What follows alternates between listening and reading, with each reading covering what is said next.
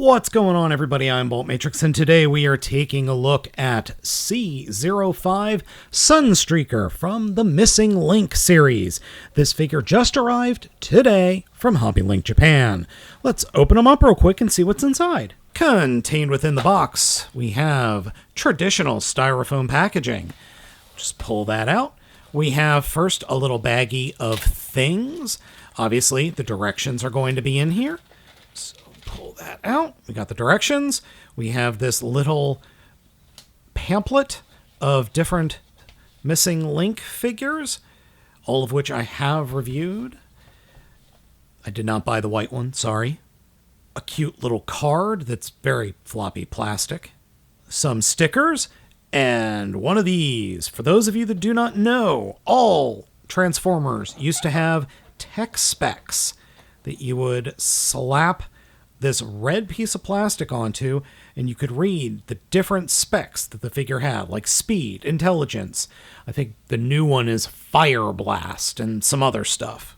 Contained within the styrofoam are a little Diaclone dude, his gun up there at the top, an extra set of fists at the bottom, his shoulder pylons in yellow at the bottom, the main figure, and then his little blaster components there in in chrome at the bottom. Out of the box, Sunstreaker looks really good, like really good. And I love the little dude he comes with. I'm going to try and get zoomed in as best I can. Oh, it's a cute little Spike figure. I swear this is supposed to be Spike. He's got that tan shirt, blue jeans, and I know the camera isn't doing a good job of getting zoomed in on his face, but it kind of has his hair too. Now you might be wondering why this figure comes with this tiny little Diaclone dude. Well, you have to lift up the canopy and good luck. Good luck getting this canopy to open up the first time. This little guy can fit right in here. Little seat. Got a little driver. That's so cute. He's so tiny. And yes, if you're wondering, he can do the thing. Yeah, it doesn't really peg down all that well. Now, for those of you who have had a Sunstreaker figure in the past, a G1 one specifically, that's probably old news. I never had this figure. I've never even played with it. The most I've ever seen it is in tatters at different conventions. And pictures online. I've never actually handled a G1 Sunstreaker before. Overall, in vehicle mode, I think the figure looks pretty darn good. It did come with these pylons in the actual styrofoam, but they are supposed to be attached to the vehicle mode. I really do think they've nailed the Lamborghini Countach from 1984. It has a rub sign. Oh, did you see that? Did it come up on camera? Looks like it. It's really cool. And then you add these pylons to the back as, I'm assuming, exhausts. And yeah, it works really well. And it rolls. Rubber tires. Oh, it's so nice.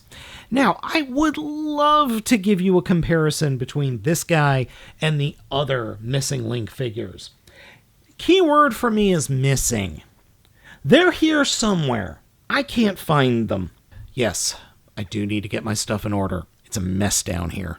So instead, here's an assortment of random figures that I have on my desk for you. We've got Top Spin or Twin Twist. And then we've got this guy, Cyclonus and Scourge, both definitely bigger. Long Haul's Trailer.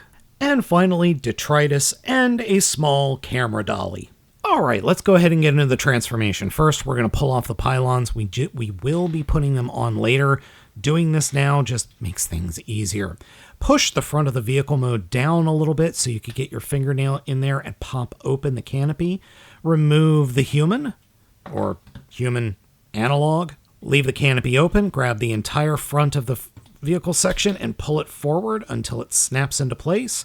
Come to the front of the vehicle mode and split the front in half, and then fold the front of the vehicle mode up to form feet. And we can stand the figure up. One thing in the directions. I'm not entirely sure what to do with these. I think they are supposed to be like this to act as heels. The directions, they're not too clear. I'm guessing they're going to be heels. Now for the rear of the vehicle mode, come to the back and fold down this big panel, and that will allow you to grab these little black pieces and fold them up and out,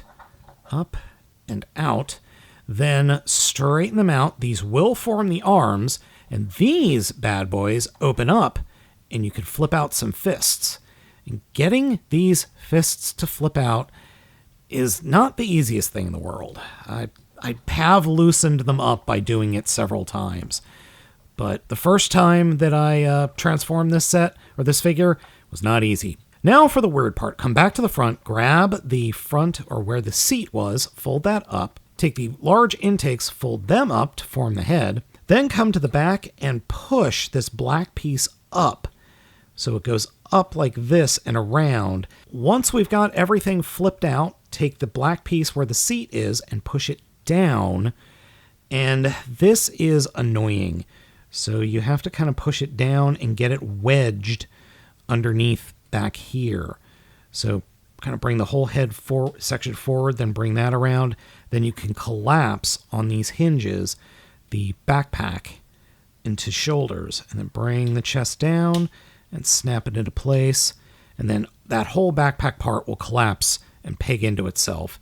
Flip the head up and bring the arms down, and then we can reapply our shoulder pads like that. And sometimes when you do that, the legs collapse. And then finally, turn the figure back around and flip up that black panel, and it will snap into place. And we are done.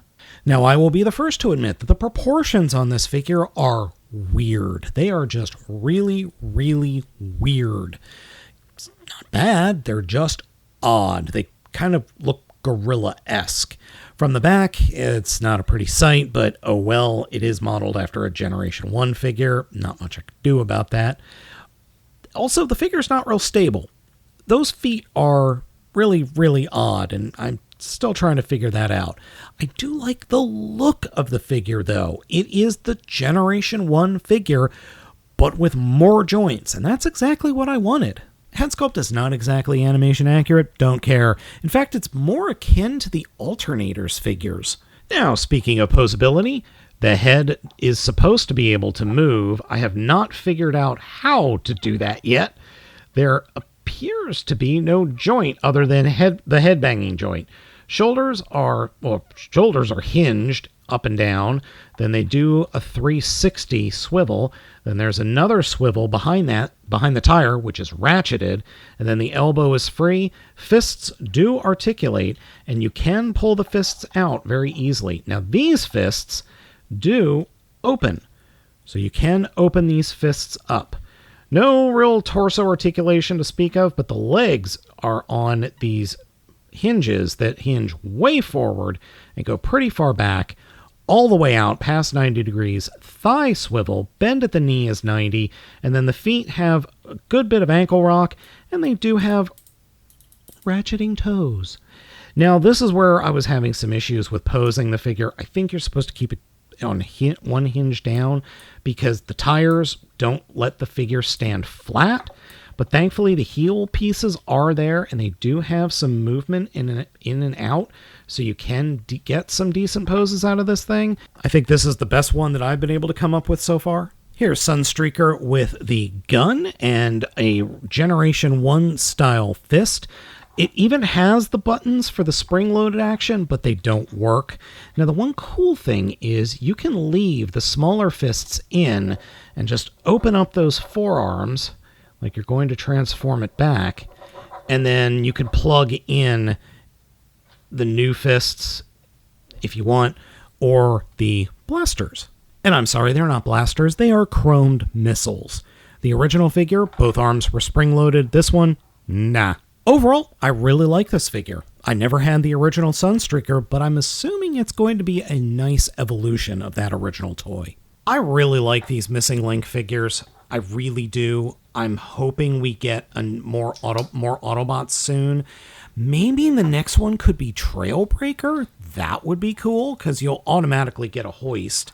Or maybe, I think the next one's actually RC, because I already have that figure pre-ordered. And then I think there's an Ironhide coming. I believe we saw an Ironhide at some toy fair or convention. I don't remember. But after that, definitely would like to see a Trailbreaker. Would love to see some Decepticons. I don't know how you would be able to pull it off, but it would be very cool to have the Seekers. That would be really cool in MisingLink form. Obviously, Soundwave and his tapes. No way you could do a Megatron. I just don't think that's possible in this day and age. I really wish you could, but it's not going to be possible. Oh, one last thing when transforming it back. There is a peg hole on either side, so it doesn't really matter which way you have the feet or the fists going. And if you don't have it lined up perfectly, things won't snap together. There we go. All right. Now, one thing I have found with transforming it back, sometimes the legs, like that one, will go right in. Other times, not so much. And you just kind of have to, yep, it's doing it. Yep, there we go. I don't know what I did wrong, but it just does not want to collapse. And there's nothing in the directions that says or gives me any real inclination about why it does that. You just have to brute force it. And at this scale, brute forcing is really scary. As I said, this figure's pretty darn neat. I like it quite a bit. It's totally worth picking up. Asking price is kind of hefty, but I'm okay with that because we're getting something that, quite frankly, the fans have been asking for literal decades. So folks, let me know what you think of MisingLink C-05 down in the comments. I have been Baltmatrix. Thank you for watching, and I hope you all have a wonderful day.